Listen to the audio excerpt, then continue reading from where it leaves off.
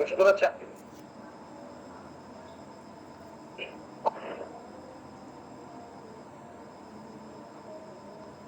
এখন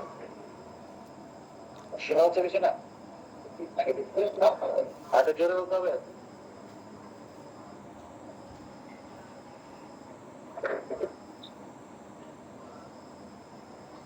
অনলাইন শুনতে পাচ্ছেন আমাকে? শোনা যায়? Please continue, please, sir.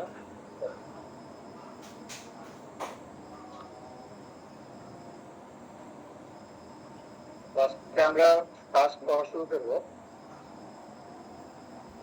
আজকে বেসিক্যালি আমাদের কোম্পানি যাকে পড়াতে হবে, ঠিক আছে?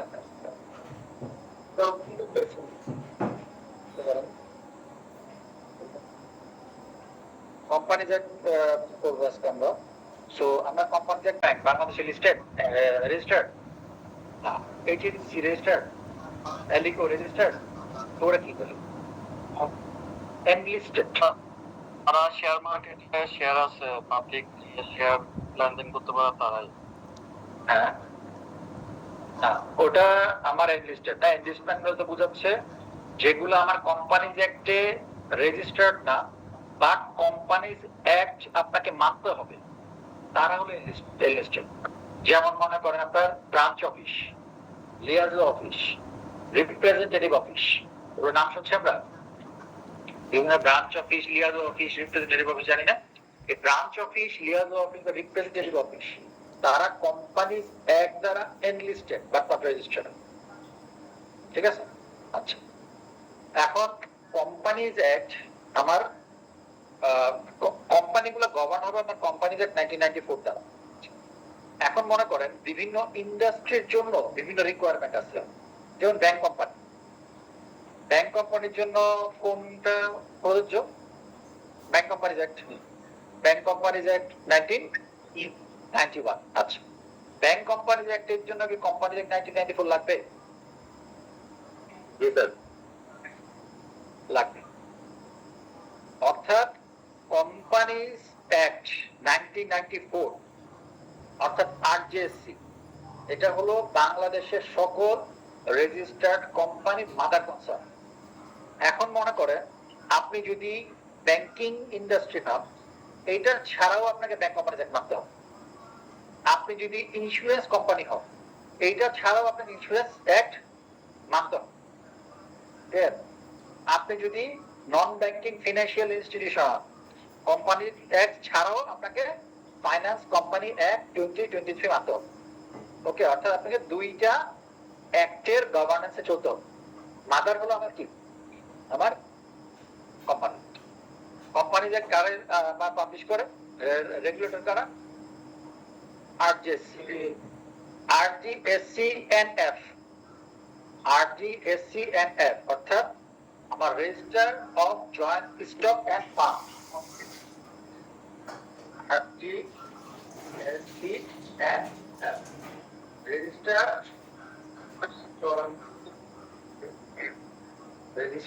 Of joint stock companies and parts. কারা দিলে কি শুধু আরজিএসসি বা আরজিএসসি হলো আরজিএসসি এন্ড এফ। আরজিএসসি পর্যন্ত বুঝলাম, সেটা কি? কোম্পানি এফ কি? কোন farm? Partnership firm, registered partnership firm. Partnership firm দুই ধরনের হয়, একটা হলো রেজিস্টার্ড, একটা হলো আনরেজিস্টার্ড। আমার রেজিস্টার্ড পার্টনারশিপ ফার্ম শুধু আপনার আরজিএসসি তে রেজিস্ট্রেশন করা যাবে। আপনি আনরেজিস্টার্ড পার্টনারশিপ ফার্ম করতে পারেন, সেটা আপনার আরজিএসসি তে রেজিস্ট্রেশন করার দরকার নাই। অর্থাৎ আরজিএসসি হলো আমার দুই ধরনের অর্গানাইজেশনের রেগুলেটর। একটা হলো আমার কোম্পানিজ রেজিস্ট্রেশন এন্ড এনলিস্টমেন্ট। আমি রেজিস্ট্রেশন বুঝলাম যারা বাংলাদেশে ইনকর্পোরেটেড, আর এনলিস্টেড কারা? বাংলাদেশে ইনকর্পোরেটেড না, বাট বাংলাদেশের ডিফারেন্ট ফর্মে তারা ব্যবসা করে, ব্রাঞ্চ ফর্মে ব্যবসা করে, লিয়াজো ফর্মে ব্যবসা করে, রিপ্রেজেন্টেটিভ ফর্মে ব্যবসা করে, বাট তাদের ইনকর্পোরেশন কোথায়? Outside of Bangladesh. আর একটা কারা? আমার পার্টনারশিপ ফার্ম। কারা? Registered partnership. পার্টনারশিপে এক যখন করবেন তখন রেজিস্টার্ড পার্টনারশিপের বৈশিষ্ট্যগুলো অবশ্যই যিনি পড়াবেন তিনি জানান, ঠিক আছে? এখন হলো যে কোনো কোম্পানি যখন আমার আরজেসি তে রেজিস্টার্ড হয় তাহলে প্রথমে তাকে রেজিস্টার্ড হতে হবে। যেদিন রেজিস্টার্ড হয় সেদিন সে কোম্পানি হিসেবে কি হয়, আত্মপ্রকাশ করে, অর্থাৎ তার আসলে জন্ম হয়, ভূমিষ্ঠ হয়, অর্থাৎ ওই দিনে তার ইনকর্পোরেশন, সেটাকে কে বলা হয়, যেই ডকুমেন্ট দিয়ে সে কাজ শুরু বানায় তার ইনকর্পোরেশন হয়, সেটাকে বলা হয় সার্টিফিকেট অফ ইনকর্পোরেশন। এই সার্টিফিকেট অফ ইনকর্পোরেশনের পরে কাজ শুরু করার জন্য দুই ধরনের কোম্পানির জন্য দুইটা রিকোয়ারমেন্ট আছে। একটা হলো আমার পাবলিক লিমিটেড কোম্পানি, আর একটা হলো আমার private limited company. Public limited company after getting the certificate of incorporation সে ব্যবসা শুরু করতে পারে না, তাকে নতুন আরেকটা সার্টিফিকেট নিতে হয়, যেটাকে বলা হয় certificate of commencement of business. আর প্রাইভেট লিমিটেড কোম্পানি সে শুধুমাত্র সার্টিফিকেট অফ ইনকর্পোরেশন দিয়ে ব্যবসা শুরু করতে পারে। ওকে, এখন আসি আমার পাবলিক লিমিটেড কোম্পানি এবং প্রাইভেট লিমিটেড কোম্পানি, সেটা ফরমেশন কি হয়। পাবলিক লিমিটেড কোম্পানি সাধারণত আমরা দুই ধরনের পাবলিক লিমিটেড কোম্পানি বেসিক্যালি আমরা দেখতে পাই। একটাকে বলা হয় লিস্টেড পাবলিক লিমিটেড কোম্পানি, একটাকে বলা হয় নন listed public limited company. Listed public limited company কারা? যারা মার্কেট থেকে শেয়ার ক্যাপিটাল কালেকশন করে। মার্কেট মানে হলো open ended share capital collection, অর্থাৎ মনে করেন তারা এসিসি রেগুলেশনে চলবে এবং এসিসি রেগুলেশনে চলে সে যে কারো কাছে সে কি করবে, সাবস্ক্রিপশন করে সে টাকা কালেকশন করতে পারবে তার ব্যবসার জন্য।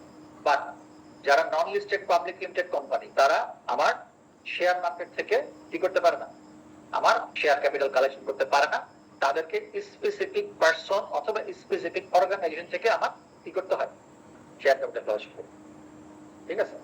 আর প্রাইভেট লিমিটেড কোম্পানি সাধারণত কি হয়, স্পেসিফিক পারসন ড্রিভেন, অর্থাৎ আরো যদি মানে শর্ট ভাবে বলি specific friends and family driven. কারণ প্রাইভেট লিমিটেড কোম্পানি যদি ফর এক্সাম্পল আমি যদি মনে করেন বসুন্ধরা গ্রুপের কথা বলি, যমুনা গ্রুপের কথা বলি, আপনার তারপরে মেঘনা গ্রুপের কথা বলি, এদের ওনাকারা সব ফ্যামিলি না, এরা কিন্তু পাবলিক লিমিটেড কোম্পানি কেউ না, প্রাইভেট লিমিটেড কোম্পানি। এদের কিছু কনসার্ন আবার পাবলিক লিমিটেড কোম্পানি আছে, সেইখানকার আবার মেজরিটি শেয়ার হোল্ডিং তাদের, কিছু তারা মার্কেটে ছেড়ে দিচ্ছে বিকজ অফ গভর্নমেন্টের প্রেসারের কারণে। কারণ বড় বড় অর্গানাইজেশন আপনার যদি মার্কেটে না থাকে, পাবলিকের সাথে যদি ইনভলভমেন্ট না থাকে, দুইটা প্রবলেম হয়। একটা হলো এত বড় বড় ফান্ড নিয়ে তারা কাজ করে, তারা মার্কেট থেকে আবার ফান্ড কালেকশন এর জন্য অথবা মার্কেটের সাথে অ্যাটাচমেন্ট, সেই অ্যাটাচমেন্ট তাদের থাকে না। আর দুই নাম্বার হলো তারা যদি কোনো সময় গায়েব হয়ে যায়, যেমন এখন অনেক অর্গানাইজেশন অনেক অর্গানাইজেশন মালিক গায়েব হয়ে গেছে, গায়েব হয়ে গেছে না, পাওয়া যাচ্ছে। এই যে কয়েকদিন পর শুনেন যে এত লক্ষ কোটি টাকা দেশে নাই, গেছে তো, এরা ম্যাক্সিমাম কিন্তু প্রাইভেট লিমিটেড কোম্পানির মালিক, তাদেরকে এখন খুঁজে পাওয়া যাচ্ছে, ঠিক আছে? আর পাবলিক লিমিটেড কোম্পানি করার উদ্দেশ্য হলো আপনার পাবলিক প্রেসার থাকে, কারণ এখানে যেহেতু পিপল ইনভলভমেন্ট থাকে এবং পাবলিক লিমিটেড কোম্পানিতে আরেকটা রেগুলেটর জড়িত হয়, সেটা হলো এসএসসি, বাংলাদেশে বিএসইসি বলে, Bangladesh security and exchange commission. Public limited company কিন্তু চালাইতে হলে আপনাকে বিএসইসি রেগুলেশন মানতে হবে। বিএসইসি রেগুলেশন কিন্তু আরো স্ট্রিংজেন্ট, ঠিক আছে? আচ্ছা আসি বইতে কি আছে, হোয়াট ইজ কোম্পানির ক্যারেক্টারিস্টিক্স। কোম্পানি আসলে কি, এখানে তারা একটা সামারি ভাবে বলছে। আমি যদি একেবারে ভাবে বলি যে joint stock companies designed for profit and instituted companies for undertaking works of public utility, এগুলোকে কোম্পানি বলছে। দেখা যাচ্ছে না?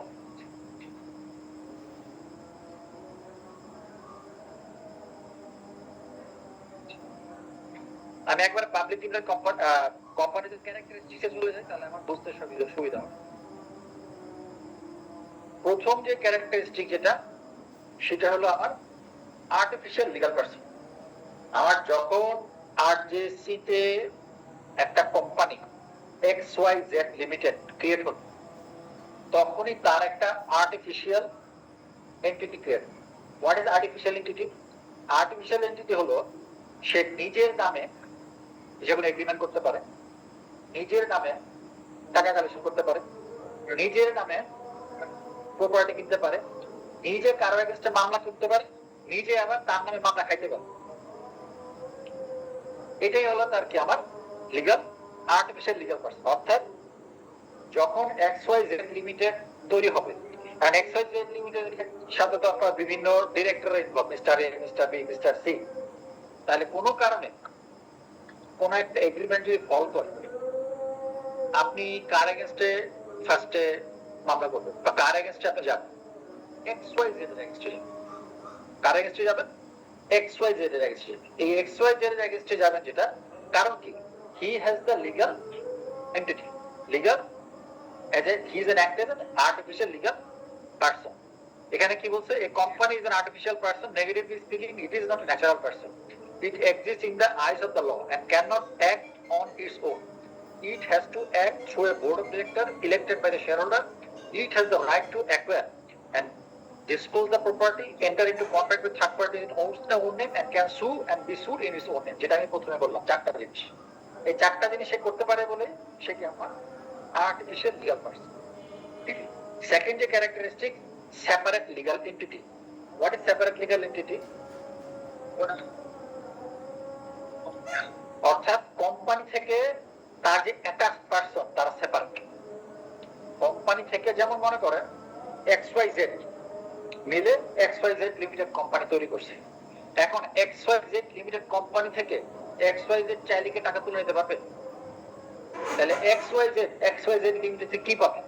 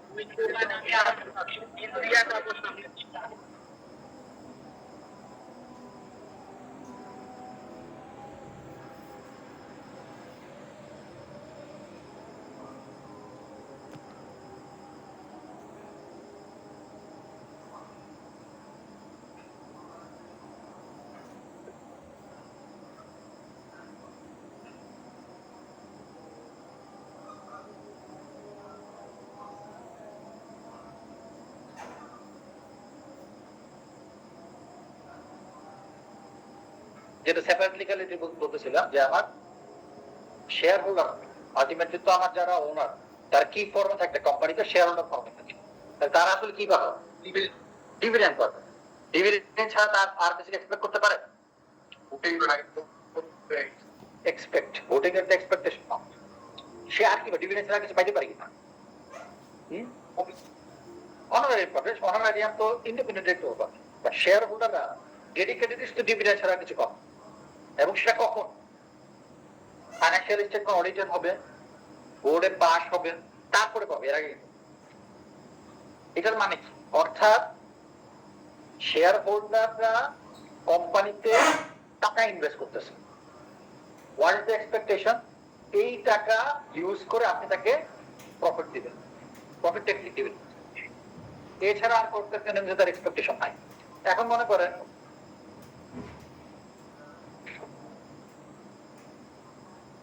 তাদের তো ভোটিং রাইটসও আছে। আদান বিশেষজ্ঞ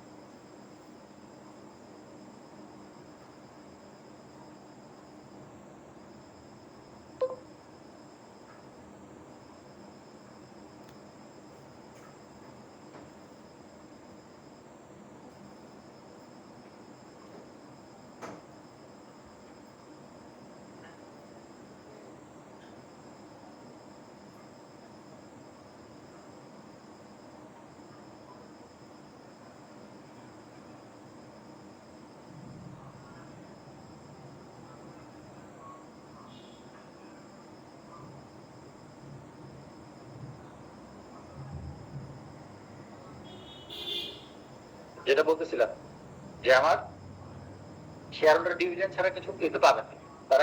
তারা কেন টাকা দিচ্ছে? টাকা দিচ্ছে হলো আপনার for getting dividend. Stewardship concept, এটা কেউ তো শুনছে? স্টুয়ার্ডশিপ কি? স্টুয়ার্ডশিপ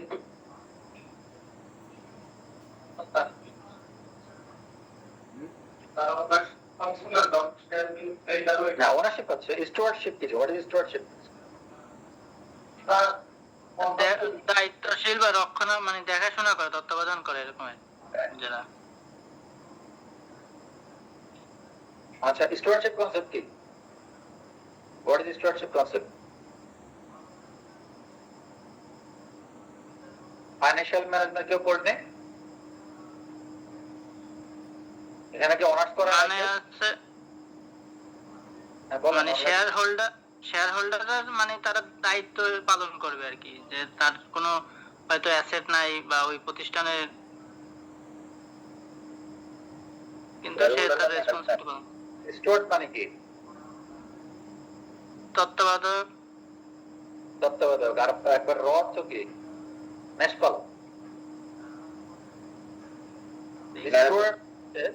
স্টুয়ার্ডশিপ কনসেপ্টটা হচ্ছে এক পক্ষ আরেক পক্ষের কাছে টাকা দিবে, সেই পক্ষ এটা ব্যবহার করবে, ব্যবহার করে আরেক পক্ষকে রিটার্ন ফেরত দিবে, আর যেই পক্ষ এটা ব্যবহার করবে তার এগেইনস্টে সে কিছু রেমুনারেশন নেবে।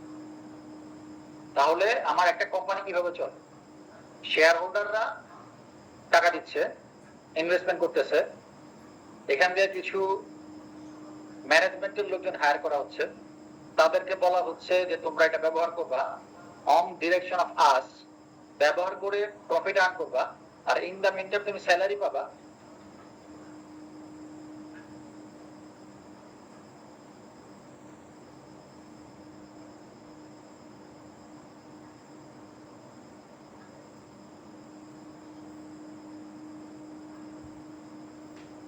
তখন আমার কোম্পানি বা সেপারেট লিগ্যাল এন্টিটি কনসেপ্টটা আমার চলে আসতেছে। আচ্ছা, এখানে কি বলছে?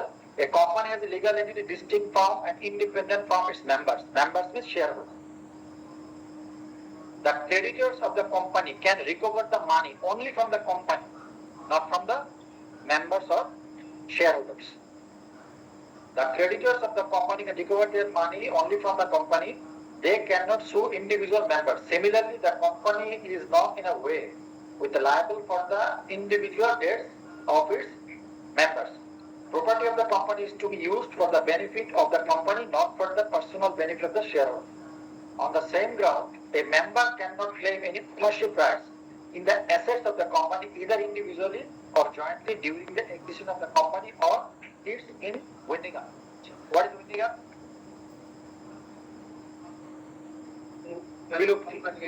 অর্থাৎ কোম্পানি আপনি ডিসলিউশন করে কোম্পানি বন্ধ করে দেবে। সো নর্মাল ব্যবসা যদি চলে তখন আমার শেয়ার হোল্ডাররা ডিভিডেন্ড এক্সপেক্ট করে। যদি ব্যবসাটা কোনোভাবে বন্ধ হয়ে যায়, বন্ধ হয়ে যাওয়ার পরে এট the time of winding up সকল দায় দেনা পরিশোধ করার পরে যদি রিমেইনিং কিছু থাকে তাহলে সেটা আমার শেয়ার হোল্ডাররা পাবে। ঠিক আছে, এটার কথা বলছি। At the same time, the members of the company can enter into contract with the company in the manner as any other individual can. The principle of separate legal entity was explained and emphasized in the famous case of Solomon versus Solomon. এর আলাদা একটা case. এই লাইনটা আমি একটু বুঝি। আমাদের অনেক কোম্পানিতে শেয়ার হোল্ডার ডিরেক্টর থাকে না? প্রাইভেট লিমিটেড কোম্পানি কিন্তু ম্যাক্সিমামই share holder director.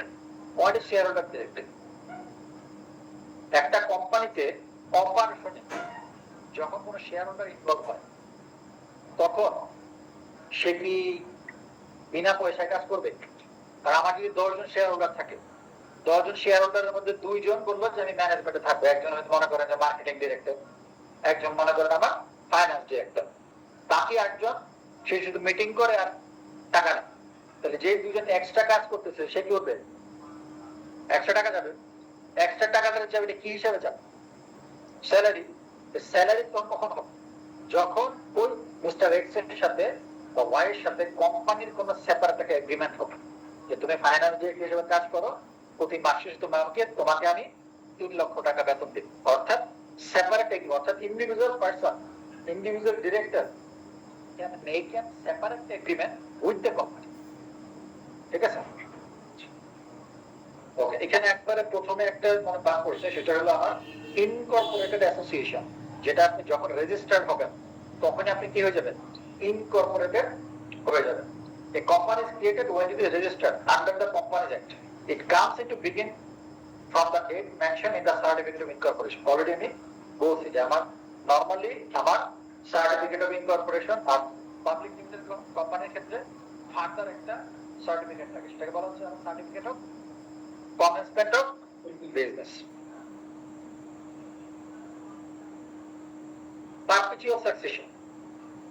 Perpetual succession হলো সকল ডিরেক্টর যদি মারাও যায় কোম্পানি বন্ধ হবে, এটি perpetual succession। অর্থাৎ ইন্ডিভিজুয়াল পার্সনের জন্য company will not affected. For example এসালম যে গ্রুপের যে আপনার প্রাইভেট লিমিটেড কোম্পানি গুলো, ওদের তো বোর্ড অফ ডিরেক্টর এক দেশে কেউ নাই, এবং বাই প্রিন্সিপাল তারা তো আসামি। কোম্পানিকে বন্ধ হয়েছে? বন্ধ হয়নি, যদিও বা রিসেন্টলি তারা ঘোষণা করছে তাদের ফ্যাক্টরি বন্ধ, বাট লিগালি কিন্তু বন্ধ হয়নি। ফ্যাক্টরি বন্ধ করে দিছে, বাট তারা কিন্তু বাই প্রিন্সিপাল তাদের ডিফারেন্ট এগ্রিমেন্ট যেগুলো চুক্তি আছে এগুলা কিন্তু তারা মেনে চলতে বাধ্য। যদি তাদের কাছে কেউ টাকা পেয়ে থাকে, টাকা না দিয়ে পারবে? পারবে না, দিতে হবে। হয়তো বা বৈধভাবে না দিলে ফোর্সফুলি কালেকশন করবে, মামলা করবে, বাট দে হ্যাভ টু। এটাই আসলে পারপাস থাকছে। অর্থাৎ even if the director change, even if director die, company will not stop. This is purpose of succession. Limited liability. What is limited liability?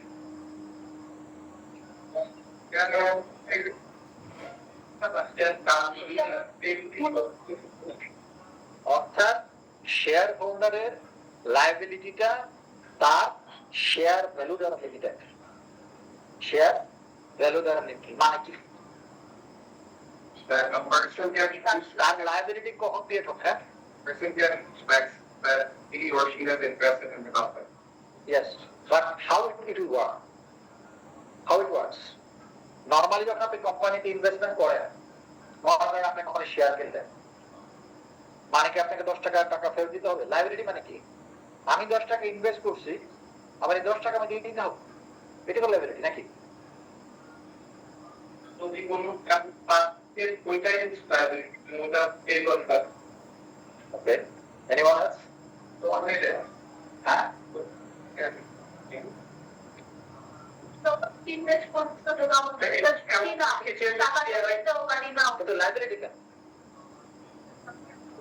যদি এরাই করে যে এসেটের কোথায় হবে যে বস্তুতে নাকি কৃষি দিয়েছিলাম সে তার পক্ষে যত ইনভেস্ট করেছে তার বেশি তাকে আপনি personal assets will remain আচ্ছা, এটা তখনই আসবে যখন কোম্পানি উইনিং আপ হয়, এর আগ পর্যন্ত এটা কোনো কাজ নেই। যেমন মনে করেন, আচ্ছা কোম্পানি কখন উইনিং আপ হয়? ভালো করলে না খারাপ করলে? খারাপ করলে। অর্থাৎ আমার মনে করেন এখন 100 কোটি টাকার অ্যাসেট আছে, লস হইতে হইতে হইতে এমন অবস্থা হলো কোম্পানি চালানোর মতো অবস্থা, আমি এমপ্লয়ীদের স্যালারিও দিতে পারি না, আমার মনে করেন যে আমার তো যে কোনো একটা কোম্পানি চালাতে হলে ফ্যাক্টরি রান করতে হবে, কস্ট অফ প্রোডাকশন আছে, আমি কিনতে পারতেছি না, নো মানি। এখন আমি কোম্পানি উইনিং আপ করতে লাগি। কোম্পানি যখন উইনিং আপ করতে যাব, কোম্পানি উইনিং আপ করতে গেলে ইনসলভেন্সি অ্যাক্ট নাম শুনছে কেউ? Insolvency act, what is this? এটা কি জিনিস? ইনসলভেন্সি অ্যাক্ট কি জিনিস? কোম্পানি ব্যাংকরাপ্ট হয়ে গেল,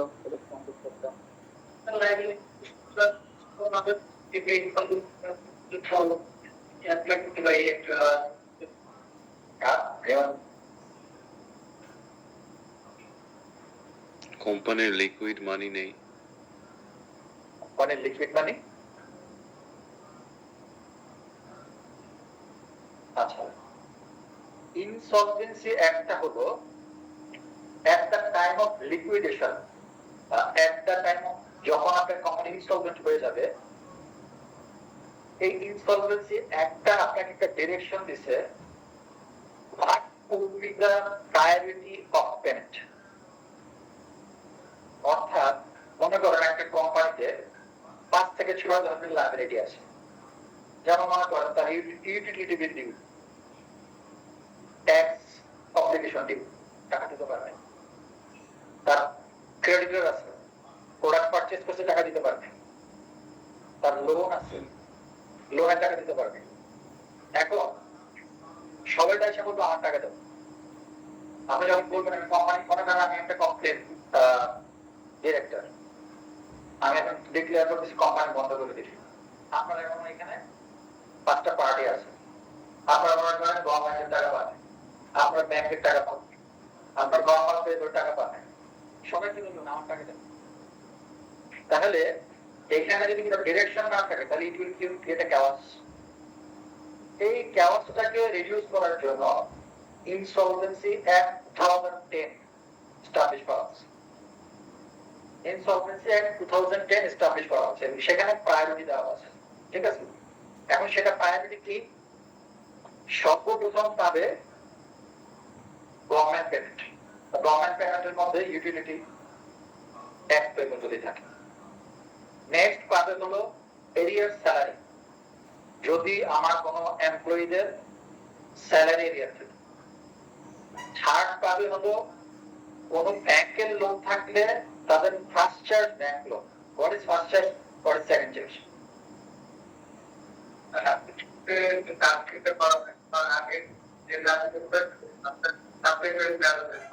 সেম অ্যাসেটের উপর, সেম অ্যাসেটের উপরে more than one loan create করা থাকলে যেই পার্টি সবার আগে পাবে সেটা হলো ফার্স্ট চার্জ, যেই পার্টি তারপরে পাবে সেটা হলো সেকেন্ড চার্জ। এক্সাম্পল, মনে করেন আইসিএমএবি 2টা ব্যাংক থেকে লোন নিল, এই অ্যাসেটটা কল মর্গেজের, এই অ্যাসেটের দাম আছে মনে হয় 80 কোটি টাকা। তো একটা পার্টি থেকে লোন নিল 20 কোটি টাকা, আর একটা পার্টি থেকে নিলে মনে করেন 40 কোটি টাকা।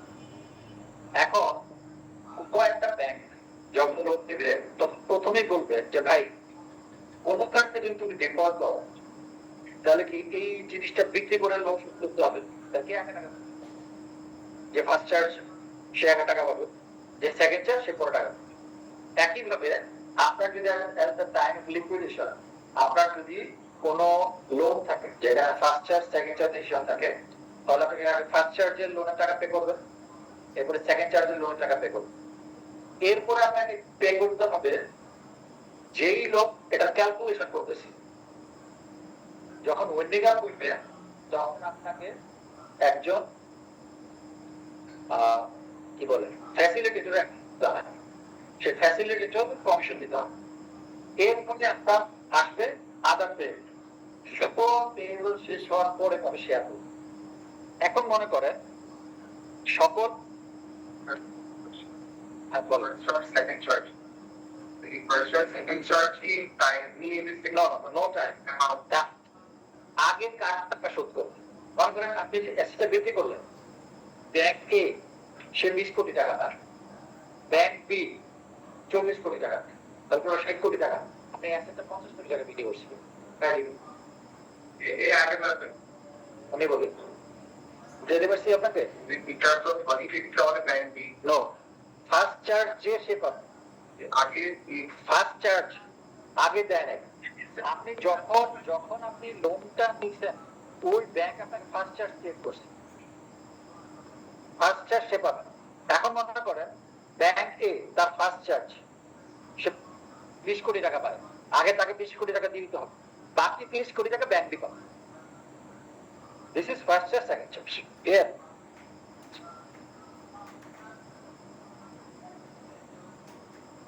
এরপরে হলো লাস্টে পাবে হলো শেয়ার। এখন মনে করেন আপনার সকল টাকা দেওয়ার পরে শেয়ার হোল্ডার তো সে দিতে পারতেছে না, এক্সট্রা টাকা লাগবে। এই এক্সট্রা টাকাটা শেয়ার হোল্ডারের কাছে আর চাইতে পারবে, এটাই লিমিটেড ব্যালেন্স। ক্লিয়ার? এই এক্সট্রা টাকা যেটা, এখন মনে করেন যে আমার ক্রেডিটর আছে, সে বললো XYZ তোমার মালিক ছিল, তুই ব্যবসা করতে পারতাম, আমি কেন সাফা করবো, আমাকে টাকা দাও। বাট এখানে কি বলছে, এই যে আপনি আপনার কোম্পানিতে ইনভেস্টমেন্ট করতেছেন এইটাই লায়াবিলিটিতে লিমিটেড করে দিচ্ছে। ওই ক্রেডিটর চাইলেও পালন রাখতে পারবেন, because you are the investor of the limited liability. Clear? আচ্ছা, এরপর আমরা দেখবো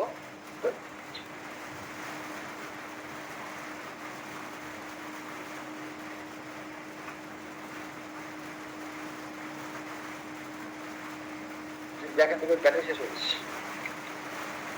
একজন যান ব্যাটারি নিয়ে আসেন।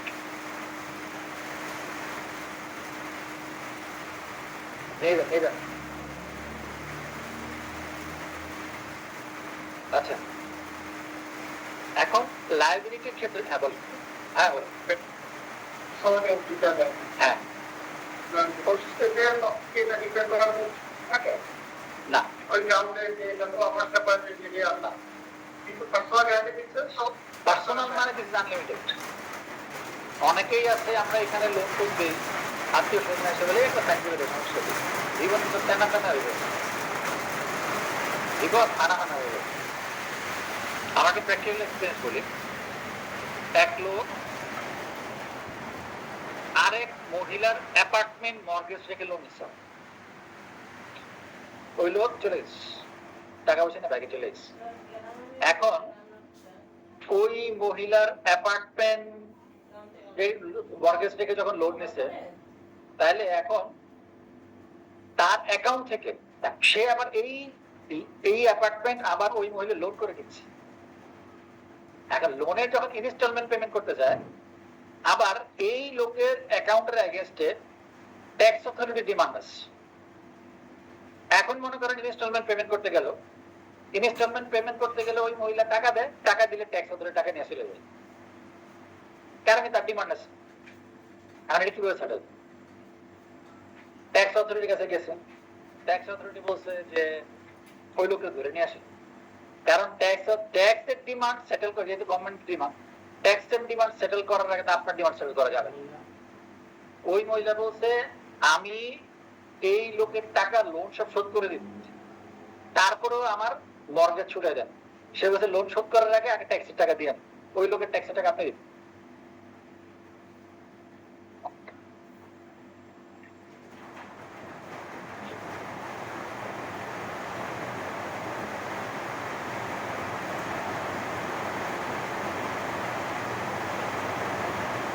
মানে কমপ্লেক্স কেস, প্র্যাকটিক্যাল সেটা একেবারে পার্সোনাল গ্যারান্টি গুলো ভয়াবহ জিনিস। কারণ কি পার্সোনাল গ্যারান্টি যদি কারণ থাকে, ওই লোক যদি অস্তিত্ব না থাকে তারা ফিরে বের করে নিয়ে ওই পার্সোনাল গ্যারান্টি ওরা মুখ থেকে টাকা তার সারা লাইফ। এবং আরেকটা ইম্পর্টেন্ট, যে কোনো লোনের ক্ষেত্রে সিআইবি ভেরি ইম্পর্টেন্ট থাকে। সিআইবি তো বুঝি, সিআইবি তো বুঝি, মানে সিআইবি ক্রেডিট ইনফরমেশন জিনিস দুই একজন বুঝি যারা ব্যাংকের কাজ করবে, বাকিরা বুঝি না বুঝি। আমরা যদি কোনোদিন কোনো ব্যাংক থেকে লোন নিয়ে থাকি, কোনো ক্রেডিট কার্ড নিয়ে থাকি, তাহলে এই ইনফরমেশন গুলো বাংলাদেশ ব্যাংকে আপডেট করতে হয় এবং সেটা সকল ধরনের রেগুলেটর সেটা দেখতে পায়, সব ব্যাংক দেখতে পায়। মনে করেন কোন এক জায়গায় আপনি লোন নিছেন, টাকা দেন নাই, আরেক ব্যাংকে গেছেন লোন নিতে, তো বলবে ভাই আগে ওটা শোধ করে আসে, ও জানলে কি পাবো, ওই সিএবিতে বলা আছে XYZ ব্যাংকে সে টাকা নিছে, টাকা দেয়, গ্যারান্টিটাও এখানে থাকে। XYZ এর এগেইনস্ট আপনি গ্যারান্টি হয়েছেন, গ্যারান্টি টাকা শোধ করে আসেন, তাহলে আপনি লোনও পাবেন না। ইভেন ইফ অনেকে আমরা বাইরে যাওয়ার চেষ্টা করি, বিভিন্ন সময় আমরা ওই যে পিআর নিয়ে যাই না, ওটাও যেতে পারবে আটকারি। ওই কাউন্টার পার্টি কান্ট্রি সে আমাদের ব্যাংক বাংলাদেশ ব্যাংকে চিঠি পাঠাবে, চিঠি পাঠায় বলবে জানাও শেয়ারের এগেইনস্টে কোনো ডিফল্ট কেস আছে কিনা। ও সিআইবি দেখে বুঝবে শেয়ারের তো লোন পেমেন্ট করা নাই, শেয়ার তো একটা গ্যারান্টি ছিল, সে দেয় না, সুন্দর করে ডিনাই করে দিয়ে আপনি জানবেন আমরা এই জানাতে চাই। আমাদের প্রচুর এরকম কিন্তু ফিফটি হয়, ডিনাই হয়। আমরা অনেকে স্কলারশিপে পড়তে যেতে চাই, ফার্স্টে আমরা পাই ভিসা পাই, এটা কিন্তু একটা কারণ ভিসা না। আপনারা তো বলবেন না কেন ভিসা দেয় না। ওকে, আচ্ছা এখন আসি আমার লিমিটেড লাইব্রেরিতে প্লে রাখতে পারছি আসতেছি, ঠিক আছে? ঠান্ডা মাথায় একসাথে সব বুঝালে বুঝবো। ট্রান্সফারেবল শেয়ার, মানে ট্রান্সফারেবল শেয়ারের ক্ষেত্রে এখানে একটা খেয়াল রাখতে হবে, যে শেয়ারটা মার্কেটে ট্রেড করবে, যেমন গ্রামীণ ফোনের কত শেয়ার মার্কেটে আছে, কত পার্সেন্ট শেয়ার মার্কেটে আছে? কেউ শেয়ার ব্যবসা করি কে করি না, ঠিক আছে? 10 থেকে 15% শেয়ার মার্কেটে, তাহলে বাকি 85% কোথায়? ইনস্টিটিউশনাল শেয়ার হোল্ডার অথবা sponsor share. Sponsor share holder মানে কি? What is sponsor share? যারা ব্যবসা শুরু করছে, মনে করেন একটু আগে কি বললাম যে আমরা একটা কোম্পানি আরটিসিতে রেজিস্ট্রেশন হবে, কোম্পানিতে নিয়ে যাবে, দেবে না, কিছু লোক যাবে যে ভাই আমি কোম্পানি করতে চাই, আমি এখানে ইনভেস্টমেন্ট করছি, ওয়াই 30% করছে, যে 20% করছে, তিনজন মিলে আমি শেয়ার ব্যবসা শুরু করবো। এই যে তিনজন দেয়ার স্পন্সর শেয়ার, অর্থাৎ যারা ইনিশিয়েট করছে, ব্যবসা ইনিশিয়েট করছে। এখন তাহলে এখানে তিন ধরনের, একটা institutional share holder, sponsor share holder, আরেকটা আছে placement share. What is placement? মনে করে কোম্পানি যখন টাকা তুলবে তখন সে ভালো ভালো ইনভেস্টরকে পিক করে তার কাছে যায়, গিয়ে বলে যে ভাই আমার কোম্পানিতে এতগুলো শেয়ার আপনি কিনেন, এটাও প্লেসমেন্ট শেয়ার। আর এটা হলো ট্রেডেড শেয়ার। ট্রেডেড মানে কি? যেটা এই যে আপনার মার্কেটে কি হয়, Dhaka stock exchange, Chittagong stock এক্সচেঞ্জে কি হয়, বাই সেল। যেমন এখন আমার বাই সেল হতে কতদিন লাগে? T plus 2 T plus 3, অর্থাৎ আপনি যেদিন শেয়ার কিনবেন 3 দিনের মধ্যে আপনার নাম ট্রান্সফার হবে। নতুন যে এসসি চেয়ারম্যান আসছে উনি বলছে কি সেটা T+0 হবে, অর্থাৎ সকালে বাই করলে বিকালে সেল হবে, কাজ চলতেছে। আচ্ছা, তাহলে ট্রান্সফার মানে কি? যারা মার্কেটে যে শেয়ারটা আপনার ইজিলি বাই সেল করতেছে না, this is transferable without any apart, কোনো বাধা ছাড়া। বাকিগুলো তাহলে কি হবে? Placement share, sponsor share, institutional share, তারাও কিন্তু সেটা কি করতে পারবে? বাই সেল করতে পারবে, but with the permission of purchase. But যারা আমার মার্কেটে ট্রেড করতেছে তাদের শেয়ার বাই সেল করার জন্য পারমিশন দরকার নেই। এটাই হলো ট্রান্সফার, অর্থাৎ এক্স থেকে ওয়াই, ওয়াই থেকে জেড ইজিলি ট্রান্সফার করতে পারবে। ঠিক আছে? এরপরে কমন সেল। কমন সেল হলো আইডেন্টিটি। আমার আপনার যেমন নাম আছে, তো কোম্পানিতে একটা নাম আছে XYZ, এবং প্রত্যেকটা কোম্পানি কি একটা লেটার হেড করে না? লেটার হেড করে একটা সিল থাকে। দেখবেন এক কোম্পানির লেটার হেডের সাথে আরেক কোম্পানির লেটার হেড মিলবে না, এক কোম্পানির সিলের সাথে আরেক কোম্পানির সিল মিলবে না, বিকজ সেটা হলো আইডেন্টিফায়ার।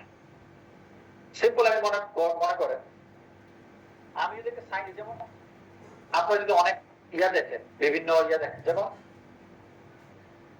এটা একটা সাইন, তো সাইন না প্রচুর সাইন আছে, আছে কি না? কে সাইন করছে? Finance director of XYZ। তাহলে XYZ লিমিটেড যে ফাইন্যান্স ডিরেক্টর, এই XYZ লিমিটেড যে pad, XYZ limited seal, this is the identifier. Okay, অর্থাৎ যখন আপনি XYZ লিমিটেড এর প্যাডে আপনি কি করতেছেন, এই সাইনটা দিচ্ছেন, you cannot deny that because you have signed on behalf of XYZ limited in the pad of XYZ limited with the seal of XYZ limited. This is the concept. অর্থাৎ unique identifier. আজকে যেমন আপনি কি করেন, একটা apple অর্ধেক খাওয়া দেখলে বলে না অ্যাপেল, তাই না? এখন মনে করেন এটা যদি অ্যাপেল ট্রেডমার্কটা কি না করতে হবে, এনলিস্টেড না করতে হবে, ট্রেডমার্ক না করতে হবে, তাহলে যে কেউ ইউজ করতে হবে, আর চাইলে কিন্তু পারেন। এইটাই হলো basically common. This is the identifier. যেমন মনে করেন আপনি কোম্পানির যদি আপনাকে নাম বলা হয় আপনি চিনতে পারবেন না, বাট লোগো দেখে ইজিলি চিনতে পারবেন। যেমন আমার যে কোনো কোম্পানি, আমরা ফুটবল ওয়ার্ল্ড কাপ তো সবাই দেখছি, ফুটবল ওয়ার্ল্ড কাপের পাশে যে বিভিন্ন ইয়া থাকে, লোগো গুলা যে আপনার অ্যাড গুলা চলতেছে, কোন জায়গায় নাম আছে, ম্যাক্সিমাম জায়গায় নাম নেই, logo identifier. This is the common seal. অর্থাৎ প্রত্যেকটা কোম্পানির জন্য there should have a common seal. Separate property, company তার নিজের নামে প্রপার্টি ওন করবে, তার নিজের প্রপার্টি সেল করবে, সেই প্রপার্টি যেই সে নিজে এনজয় করবে। যেমন করে আপনার এই আপনার ইয়াতে বিভিন্ন প্রতিষ্ঠানে, এই যে মনে করেন এখানে এই যে আপনার যে টেবিল গুলো বসে আছে, এখানে কিন্তু ICMB এর প্রেসিডেন্ট বলতে পারবে না এই টেবিলটা আমার, সেটা বলতে পারে যে এই টেবিলটা আমার প্রতিষ্ঠান থেকে ডোনেট করা। এখানে অনেকে তো আমরা ডোনেট করছি, যেমন রবির একটা বড় কন্ট্রিবিউশন এখানে আছে। মাতা ভাই যখন রবি সিইও ছিলেন তখন এটা উনি রবির থ্রুতে করা গেছে, আমরা কি বলি কি এটা মাতা পে করছে? তো কে করছে? Robi. Organization is taking the ownership of that. একইভাবে প্রতিটা প্রতিষ্ঠানে তার সম্পত্তি, তার দায়, নট অনলি সম্পত্তি, তার সম্পদ এবং দায় সকল কিছুর ওনারশিপ থাকবে কার নামে? কোম্পানি না, সেপারেট প্রপার্টি। ক্যাপাসিটি টু সু এন্ড বিং সুট, নিজে সে মামলা করতে পারে, মামলা খাইতেও পারবো। অর্থাৎ আপনি যখন কোন প্রতিষ্ঠানের কোন এলিগেশন, যেমন ফর এক্সাম্পল, যেমন আমরা অনেকেই বিভিন্ন ব্যাংকের বিভিন্ন সার্ভিস নিয়ে আসে, সার্ভিস ডিসস্যাটিসফাইড, যে কাস্টমার সার্ভিস ভেরি পুয়ার। যেমন আমাদের মনে করেন কোনো একটা কারণ ফোন দিল, ফোন দেওয়ার পরে হয়তো আমার ইমিডিয়েট সার্ভিসটা প্রয়োজন, সে বলতেছে 3 দিনের আগে হবে, এখন তার ওই সার্ভিসটা আমার তো লস হবে। এখন ওই পাশে একজন শুনছি, আপনি কি কোনো আপনার বিরুদ্ধে মামলা করবো, আপনাকে আমরা দায়বদ্ধ করবো? অর্গানাইজেশন তাকে কি করবে তা থাকবে, হতে পারে তার যে এমপ্লয়ি ছিল ইনএফিশিয়েন্ট, সে বুঝে নেয়, বা তার একটা ইয়ার কারণে ভুল হচ্ছে, এটা অর্গানাইজেশন তাকে কি করবে, প্যানালাইজ করবে। But you can not penalize that person, you have the capacity to penalize that company, that organization. অর্থাৎ আপনি একটা কোম্পানির এগেইনস্টে কি করতে পারেন, অ্যাকশনে যেতে পারে, আবার সেই কোম্পানি আপনার এগেইনস্টে অ্যাকশন নিতে পারে। This is the another capacity. এত মধ্যে কারো কোনো প্রশ্ন আছে কি?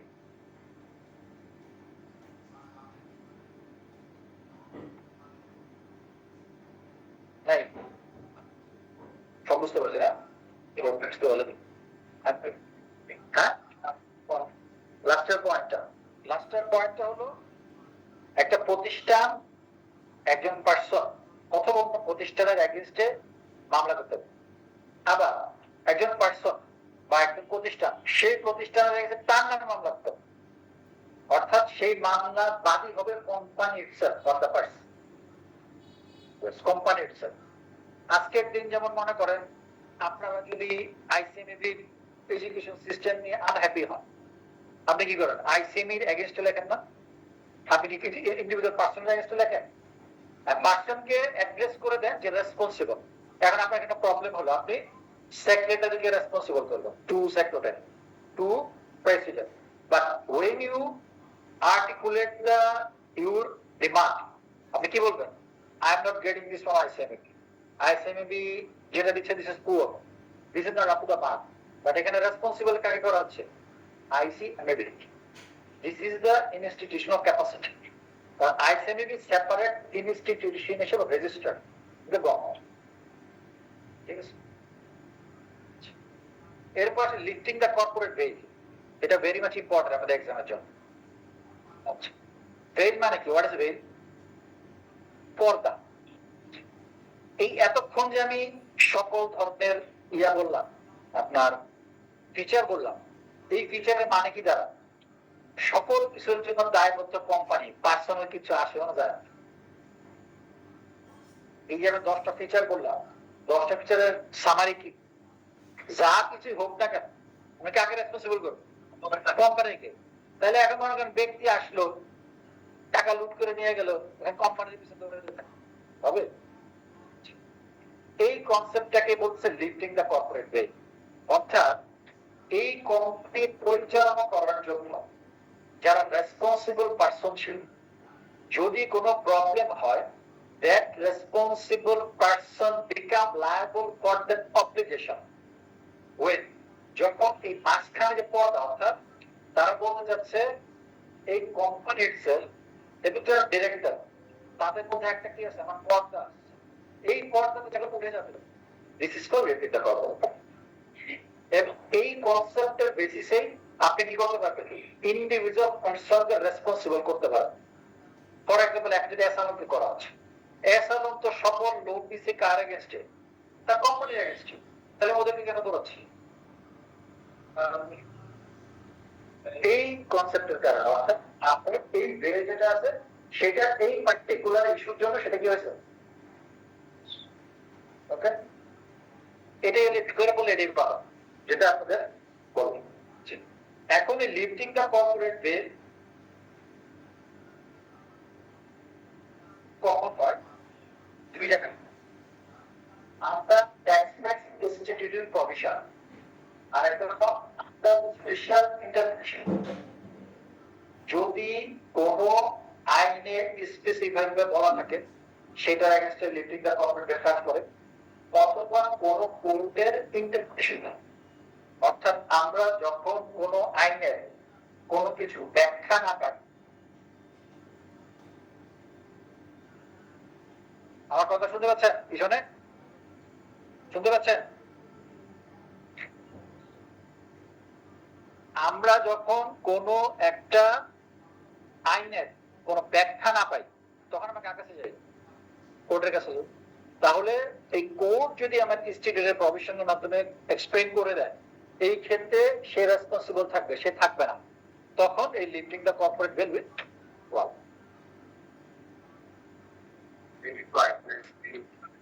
companies act এমন কিছু নেই কথা আমরা যাচ্ছি না, কোম্পানিজ অ্যাক্টে আপনার সকল দায়িত্ব দেওয়া আছে কোম্পানিকে, বাট যখন কোন একটা প্রবলেম হচ্ছে এই কোম্পানির responsibility goes to the director.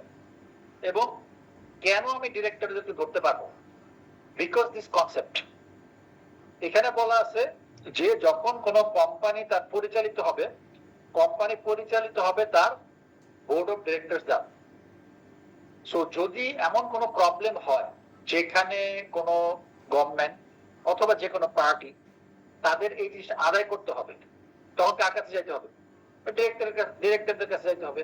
অর্থাৎ ultimate responsibility goes to the director. যখন এই কোম্পানির পক্ষে ওই ডিরেক্টররা কোনো রেসপন্সিবিলিটি ফুলফিল করতেছে, এই কনসেপ্টটাকে বলছে লিফটিং দ্য কর্পোরেট। সিম্পল এটা। আচ্ছা, এই লিফটিং দ্য কর্পোরেট বিল আসলে কিভাবে ক্লিয়ার করা হয়েছে? এই দুইটা ওয়ে। একটা হলো আন্ডার এক্সপ্রেস ইনস্টিটিউটের প্রভিশনস। যদি আপনার যে কোনো আইনে ইনস্টিটিউটের স্পেসিফিক বলা থাকে যে, যেমন আমরা এসিসি গাইডলাইনে বলা আছে যে কোনো একটা যদি প্রবলেম হয় ডিরেক্টর উইল বি রেসপন্সিবল বলা আছে, বাড়ির কোথাও বলা নেই, তখনই তো আপনি কোর্টের কাছে যাবেন। বলা না, তখন কোর্ট যদি এক্সপ্রেস করে দেয় না এটার জন্য underline people will be responsible, that will come. এটাই বলা আছে। ঠিক আছে, এগুলো একটা পড়েন, করলে ক্লিয়ার। কারণ এটা আমি একটা সামারি আকারে বলতেছি, আপনার আরো ডিটেইল না পড়লে এটা আপনার একেবারে চট করে ধরতে হবে। এখন আসি টাইপস অফ কোম্পানি। একবার বেসিক টাইপস হলো দুইটা, সিম্পল। একটা হলো পাবলিক আর একটা আমার প্রাইভেট। আমরা যেগুলা এখানে তো আমরা ম্যাক্সিমাম কমার্স ব্যাকগ্রাউন্ড স্টুডেন্ট নাকি, এবং হয়তোবা আমার এইচএসসি না হোক বা আমার এখানে আদার দেন কমার্স ব্যাকগ্রাউন্ডে আছে নাকি, একবারে পিওর সায়েন্স তাতে আছে, তারপর বুঝতে যত সুবিধা পারে। সো কোম্পানি একবারে বেসিক কোম্পানি দুই ধরনের, প্রাইভেট লিমিটেড, পাবলিক লিমিটেড। আমরা যদি এইচএসসি বা ওই জায়গায় আমরা পার্থক্য করছি না, প্রাইভেট লিমিটেড পাবলিক লিমিটেড পার্থক্য ভেরি বেসিক। প্রথম কি আমার মেম্বার বা শেয়ার হোল্ডার। প্রাইভেট লিমিটেড কোম্পানিতে মিনিমাম শেয়ার হোল্ডার কয়জন? 2 জন। আর সর্বোচ্চ শেয়ার হোল্ডার কয়জন? 50 জন। 40 আর 50? 50 জন। পাবলিক লিমিটেড কোম্পানিতে মিনিমাম কয়জন? 7 জন। আর ম্যাক্সিমাম কয়জন? শেয়ার হোল্ডার দ্বারা আমার। এরপরে আমি যদি দেখি, এটা হলো বেসিক ডিফারেন্সটা, ঠিক আছে। এখন দেখেন প্রাইভেট লিমিটেড কোম্পানি আমার আরো 3 রকম হতে পারে। কি বলছে? এখন হলো private limited company public limited company আরেকটা পার্থক্য ছিল কি, প্রাইভেট লিমিটেড কোম্পানি ওপেনলি কি করতে পারে না, শেয়ার কালেকশন করতে, টাকা কালেকশন করতে পারে না। পাবলিক লিমিটেড কোম্পানি থ্রু আমার লিস্টিং এর মাধ্যমে টাকা কালেকশন করতে পারে। ঠিক আছে, আর এই যেহেতু মেইন পার্থক্য ছিল।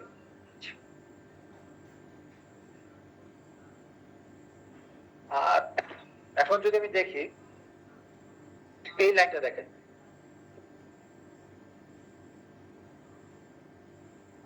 কি বলছেন? Private companies may be limited by share or limited by guarantee. There cannot be private company with unlimited liability. তাহলে এখানে 3টা জিনিস। একটা হলো লিমিটেড বাই শেয়ার, যেটা নিয়ে আমরা খুবই পরিচিত, যে আমার 10 টাকার শেয়ার আমি 5টা কিনলাম, 50 টাকার জন্য আই উইল বি রেসপন্সিবল। 500 টাকা কিনলাম, 5000 টাকার জন্য I will be responsible. This is limited by share. তাহলে what is limited by guarantee? Limited by guarantee হলো আপনি টাকা ইনভেস্ট করেন নাই, বাট আপনি তাকে গ্যারান্টি দিচ্ছেন এট the time of liquidation extra আমি এত টাকা বিয়ার করব। ফর এক্সাম্পল, মনে করেন একটা কোম্পানি, সে বলল যে আপনি একটা শেয়ার কিনছেন, যেটা শেয়ারের ফেয়ার ভ্যালু 10 টাকা, এবং সেইটার জন্য আপনাকে আরো 10 টাকা গ্যারান্টি দিতে হবে। অর্থাৎ কোম্পানি যদি খারাপ করে at the time of winding up আপনি 10 টাকা ইনভেস্ট করে 20 টাকা লাভ দিচ্ছি, একটা হলো লিমিটেড বাই শেয়ার দিয়ে আর একটা হলো লিমিটেড বাই গ্যারান্টি। এখন কোম্পানি যদি ভালো করে তাহলে আপনি টাকা পাবেন, ওই গ্যারান্টির আর মূল্য থাকবে না। কখন গ্যারান্টির দরকার? যখন আমার লিমিটেড বাই শেয়ার দিয়ে টাকা কভার করা সম্ভব হচ্ছে। একটু আগে যে এক্সাম্পলটা আমি দিয়েছিলাম, আমার লায়াবিলিটি, কোম্পানির লায়াবিলিটি পে অফ করতে হবে, এই লায়াবিলিটি পে অফ করতে গিয়ে আমি লিমিটেড বাই যে শেয়ার আছে সেটা দিয়ে কভার করতে পারতেছি, বাট সেখানে যদি লিমিটেড বাই গ্যারান্টিও থাকে তাহলে আপ টু গ্যারান্টি আমি ওই পার্সন থেকে টাকা কালেকশন করতে পারবো। এটা হলো লিমিটেড বাই গ্যারান্টি। এবং লিমিটেড বাই গ্যারান্টি গুলাও স্লট হিসেবে বিক্রি করা হয়। স্লট হিসেবে কিরকম? মনে করেন আমার কাছ থেকে 5 টাকা গ্যারান্টি নিলো, আপনার কাছ থেকে 10 টাকা নিলো।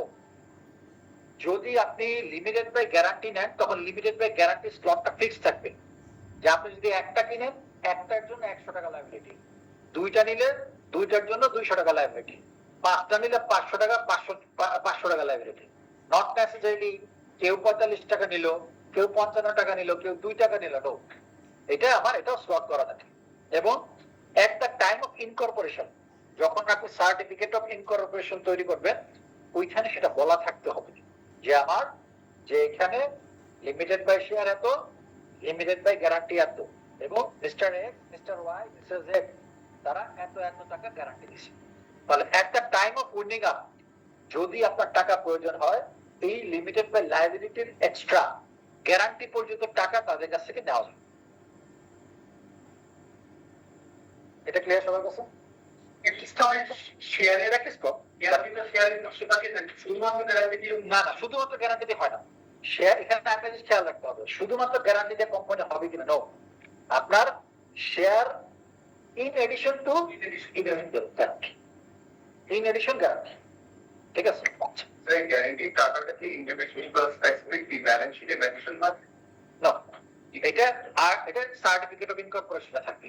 কারণ কি, আপনি যখন শেয়ার ইনভেস্টমেন্ট করেন ইউ আর পেইং 10 টাকা to the company, company is receiving money of 10 টাকা ক্যাশ ডেবিট শেয়ার ক্যাপিটাল তৈরি।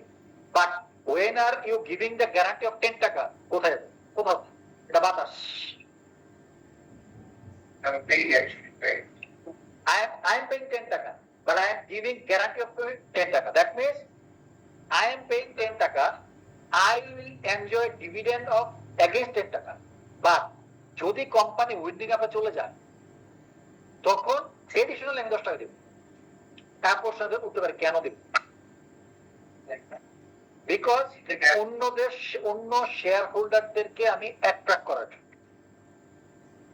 অর্থাৎ মনে করেন আমার একটা ফ্যামিলি বিজনেস আছে, এখন আমাদের দেশে মনে করেন মানুষ বেশি, মনে করেন একজন আইপিও যদি অ্যাপ্লিকেশন করেন 10,000 জায়গায় 10 লক্ষ অ্যাপ্লিকেশন করেন, রিয়েলিটি তা না। জাপানে যান লোক নাই, অ্যাপ্লিকেশন করার লোক নাই। ঠিক আছে, আপনার 10 লক্ষ শেয়ারের দরকার, 2 লক্ষ অ্যাপ্লিকেশন করছি, বাকি 8 লক্ষ জন আনতে হবে। কিভাবে আপনি এইসব ইনসেন্টিভ দিয়ে নিয়ে আসেন যে ভাই এখানে একটা গ্যারান্টি, আমি গ্যারান্টি দিচ্ছি, আমার গ্যারান্টি নিচ্ছি, তুমি আসো। এবং অনেক সময় পাবলিক ইন্টারেস্ট থাকে ওখানে, পাবলিক ইন্টারেস্ট গভর্নমেন্ট ইনফ্লুয়েন্স করে যে ভাই তুমি যে ব্যবসাটা করতে যাচ্ছ এটা পাবলিক ইউটিলিটি বিজনেস, কোনো কারণে যদি কাউন্টার পার্টি ডিফল্ট করে, যেমন মনে করেন যার লিমিটেড বাই গ্যারান্টি আছে তার কাছে একজন যে সাপ্লায়ার প্রোডাক্ট দিতে কমফোর্ট ফিল করবে, যার কাছে কি দিবে প্রোডাক্ট? দিবে না। তো আপনি সিম্পল, আপনি মনে করেন আপনি যে ব্যাংকে এখন টাকা রাখবেন, কোন ব্যাংকে টাকা রাখবেন?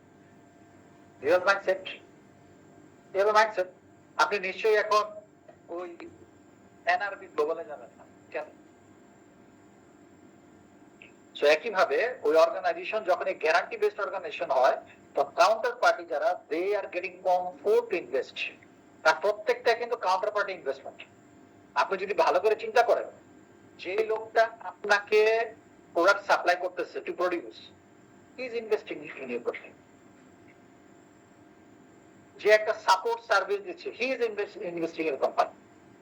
মনে করেন এখানে আপনার এই কোম্পানিটা একটা কোম্পানি ক্লিন করে দিবে, আপনি কোথায় ক্লিন করতে যাবেন? আপনি যদি কাল জানেন যে কালকে লোক ভেঙে যাবে, আপনি ক্লিন করতে যাবেন যাবেন না।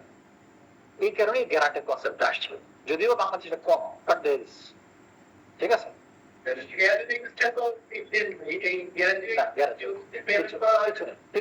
এটা হলো একটা time of liquidation, only liquidation. What is contingency? যখন আপনি আচ্ছা IS 37 করছেন, একটু বললে তো হবে, ঠিক আছে? কারণ কন্টিনজেন্ট অ্যাসেট এবং কন্টিনজেন্ট লায়াবিলিটি এগুলা রেকর্ড করার স্টেট আছে, একটা প্রবাবল, পসিবল, রিমোট, এগুলো বুঝতে হবে।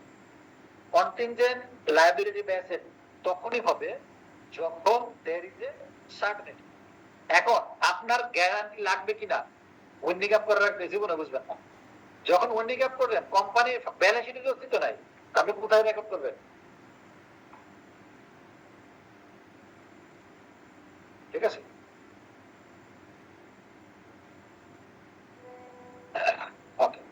এখন আসি, এটা আমি প্রাইভেট লিমিটেড কোম্পানি বললাম। পাবলিক লিমিটেড কোম্পানি তো same, but there is another concept, unlimited company. Unlimited company is only for public limited company. Okay, তাহলে পাবলিক লিমিটেড কোম্পানিতে আনলিমিটেড কেন আসলো?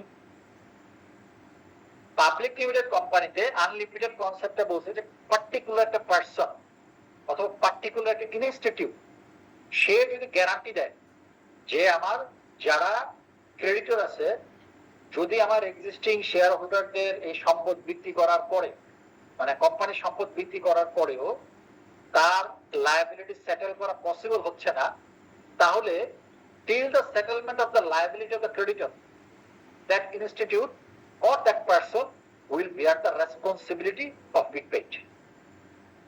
এটাকে বলা হচ্ছে আমার কি আনলিমিটেড লায়াবিলিটি। তাহলে আমরা প্রাইভেট লিমিটেড কোম্পানিতে কয়টা পাইলাম? দুই ধরনের, একটা হলো লিমিটেড বাই শেয়ার, আর লিমিটেড বাই গ্যারান্টি। আর পাবলিক লিমিটেড কোম্পানি কয়টা পেলাম? তিনটা, একটা limited by share, limited by guarantee, unlimited.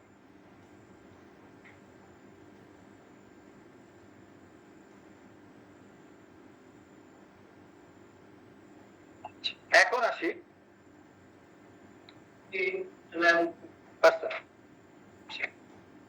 আচ্ছা, এখন আসি conversion of a private company to public company, public company to private company. Section আসসালামু আলাইকুম ওয়ালাইকুম সালাম। স্যার, এই একটু বোঝার সুবিধার জন্য আনলিমিটেড কোন কোম্পানির কোন এক্সাম্পল জানা থাকলে যদি বলতেন। আমার জানা নেই ভাই, জানা। There is a line like 1% car is short and invested. কোথায়? আচ্ছা, 1%, আচ্ছা তো মিস করছি। এটা হলো 2019 সালে একটা কনসেপ্ট নিয়ে আসে 1% কোম্পানি। 1% কোম্পানি কি জিনিস? 1% কোম্পানি হলো প্রাইভেট লিমিটেড কোম্পানির জন্য মিনিমাম 2 জন লোক দরকার। 1% কোম্পানি হলে একজনই আপনি কোম্পানি মানে দেবেন। এইটা বেসিক্যালি ভুল কনসেপ্টটা হলো এটা করা, হ্যাঁ, Proprietorship. No same proprietorship organization. আপনি যদি সেটাকে লিগ্যাল কনসেপ্ট নিতে চান, যেমন কিছু কিছু লোক আছে কাউরে ভালো লাগে আছে না, আমি একা একাই থাকতে চাই, আমার আর কারো দরকার নেই, তার জন্য 1% পাবো। কারণ কি? যত জায়গায় পার্টনারশিপ তত জায়গায় ভেজাল। কারণ যখন একসাথে হয় তখন মহৎ উদ্দেশ্যে একসাথে হয়, 2 দিন পরে একজনের উদ্দেশ্যে কি হয়ে যায়? মহৎটা হয়ে যায় অসৎ, তখন সে আরেকজনে কি করে? একটা প্রবলেম করে। এই কারণে যেমন আপনার সিম্পল এক্সাম্পল দেই, একটা প্রতিষ্ঠানের অ্যানুয়াল সেলস হলো 600 কোটি টাকা, প্র্যাকটিক্যাল এক্সাম্পল দিচ্ছি। তো তার একজন ভেন্ডর আছে, সে ভেন্ডর কি করে? বাহির থেকে তার কাঁচামাল নিয়ে আসে, কাঁচামাল নিয়ে এসে তাকে সাপোর্ট দেয়। যে ভেন্ডরটা সে হলো প্রপার্টিশিপ কোম্পানি। তো প্রতি বছরই তাদের যে প্রকিউরমেন্ট ডিপার্টমেন্ট আছে, প্রকিউরমেন্ট ডিপার্টমেন্ট প্রত্যেকটা ভেন্ডরকে ভিজিট করে, কারণ হলো তার যে প্রোডাক্টটা আসে সেখানে কোয়ালিটি মেইনটেইন করতেছে কিনা। যেমন তারা প্রডিউস করে হলো নারকেল তেল, আর নারকেল তেলের তো আপনি সব ইনগ্রেডিয়েন্ট বাংলাদেশে পাবেন, ক্যাটাগরি আছে। ক্যাটাগরি ওয়াইজ বিভিন্ন নারকেল তেলের যে ইনগ্রিডিয়েন্ট সেটা আনতে হয়।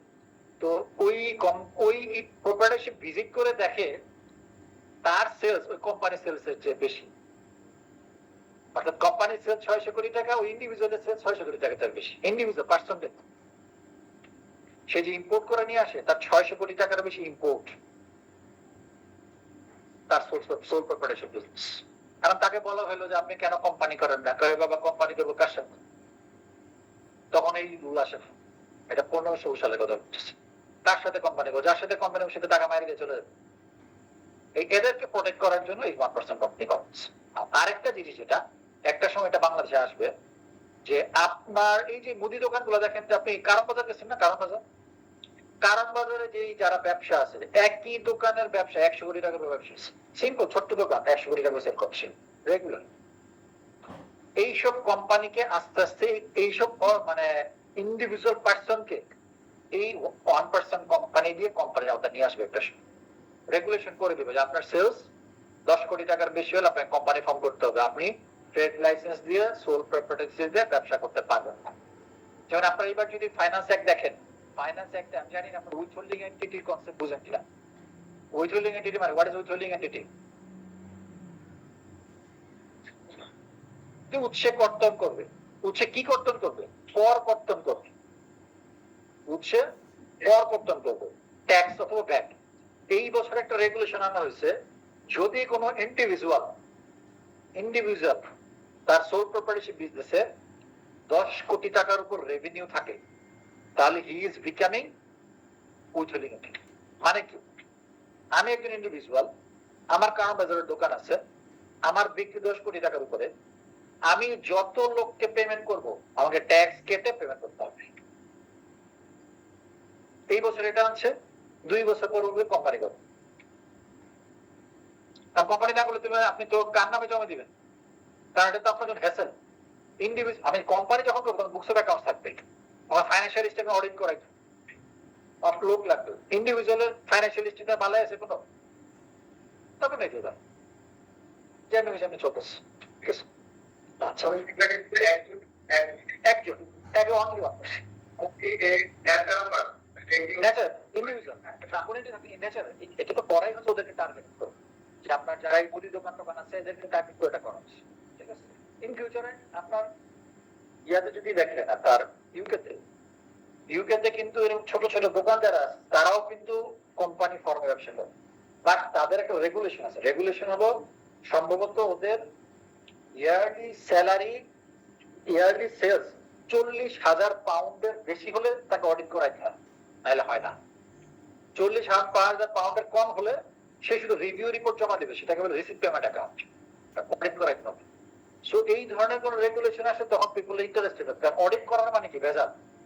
থার্ড পার্টি ইনভলভ করো, বুকস অফ অ্যাকাউন্টস মেইনটেইন করো, অফিস মেইনটেইন করো, ঠিক আছে। অনেক অনেক রেগুলেশন, একটা কোম্পানি করতে হলে অনেক রেগুলেশন, এবং সব রেগুলেশন মানতে হবে।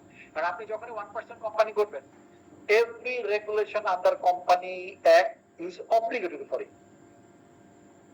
স্যালারি দিচ্ছে, ট্যাক্স কাটুক নাই, এসে ধরবে কেন ট্যাক্স কাটুক।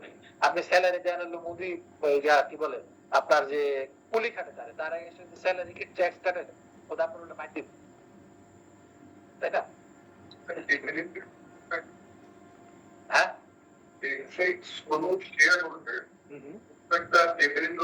হ্যাঁ, এখানে আমি বলবো যখন আপনি কোম্পানি ফর্ম করবে, এইটা যখন সে এই প্রফিটটা যখন সে এনজয় করতে যাবে, তাকে ডিভিডেন্ডের থ্রু বের করে নিয়ে আসতে হবে।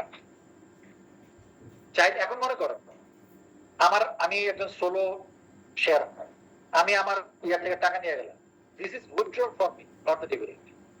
আবার টাকা ইনজেক্ট করলাম, আমরা যখন ইয়া করছি না, এক মালিকানা ব্যবসায় ফাইন্যান্সিয়াল স্টেটমেন্ট করছি না, সোল কর্পোরেশন করছি না, সেম জিনিস। এখন ড্রয়িংস হবে, তখন ড্রয়িংস নামে রেকর্ড হবে, তখন ইনকাম নামে রেকর্ড হবে। যখন আপনি বছর শেষ করলেন, বছর শেষ করে আপনি একটা এজিএম করলেন, এজিএম করে ডিক্লেয়ার করলেন যে এত টাকা আমি প্রপার্টি হিসেবে তুলে নেব, তখন এটা হয়ে যাবে কি আমার ডিভিডেন্ড, ঠিক আছে। আচ্ছা, সেকশন 231, 232 এই দিন আপনারা পড়ে আসবেন, 231, 232 এক থেকে পড়ে আসবেন। আমি আপনাদের বাংলা এক শেয়ার করছি না, আমি একটা বাংলা এক শেয়ার করছি না আপনাদের, সেখান থেকে পড়ে আছে 231, 232। আর এই 7 এর আগ পর্যন্ত যতটুকু আমি পড়াইছি সেগুলা পড়বো। ওকে, আচ্ছা, এর সাথে আরেকটা পড়া আছে, এই কোশ্চেন অ্যান্সার আছে, দেখেন 3টা কোশ্চেন আছে এখানে, এই যে কোশ্চেন অ্যান্সার, এই কোশ্চেন অ্যান্সার গুলো একবার পড়েছি, এই যে 3টা। এই পড়া কি কি থাকলে 3টা কি কি, এই কোশ্চেন অ্যান্সার গুলা সেকশন 231, 232 আর সেকশন 231, 232 পর্যন্ত যা আজকে যেগুলো পড়ানো হচ্ছে এগুলো আপনারা পড়ছি। ঠিক আছে, আসসালামু আলাইকুম স্যার। ওয়ালাইকুম সালাম, বলেন। ওই এই বইটা এখন কি 2025 এডিশন বাজারে আছে? হ্যাঁ, আইসিবি ম্যানুয়ালটা 2025 এডিশনটা আছে মার্কেটে। 2026 কি এর ভিতরে আসবে নাকি আমরা 2025 না না, নিয়ে নেব? এখান থেকে পড়ে, এরপরে আপডেট নাই, এখন আপডেট আসে নাই। এটা কি জানুয়ারিতে আসে না? জানুয়ারি এটা কি আপনাদের গ্রুপে দিয়ে দেবেন? হ্যাঁ বলেন। তাহলে এটাই কিনে নেই নাকি বাজার থেকে? হ্যাঁ, এটা কিনে নেন, এটা তেমন কোনো চেঞ্জ নেই, এটা কিনে নেন। ঠিক আছে, থ্যাংক ইউ। ঠিক আছে, থ্যাংক ইউ। হ্যাঁ, একটা কোশ্চেন করতে পারি। বলেন বলেন। হ্যাঁ বলেন। স্যার আমরা অনলাইনে যারা থেকে জিনিস মিস করে গেছি, লাইক আপনি মনে হয় বলেছিলেন যে মানে কোন ইনস্ট্রাকশন দিয়েছিলেন ক্লাসের ব্যাপারে, সেটা আমি আসলে মিস করে গেছি এবং অনেকে মিস করে গেছে। যদি একটু সামারি করতে এখন ডেভেলপমেন্টের সামারি বুঝে যাচ্ছি এই 3টা কোয়েশ্চেন সাথে আপনি যে জিনিস আজকে পড়ালেন সেগুলো পড়া থাকবে, বাট ফার্স্টের দিকে কোনো ইনস্ট্রাকশন ছিল কিনা যেটা আমাদের জন্য মিস হয়েছে বা এই বুঝতে হবে, সেটা যদি একটু আজকে ক্লাস পড়াই না, পড়ানো হয় নাই। 231, 232 আর যতটুকু পড়ানো আছে সেটা, আর হলো ওই চ্যাপ্টার 1 এর বা কোশ্চেন গুলো, এই 3টা পড়।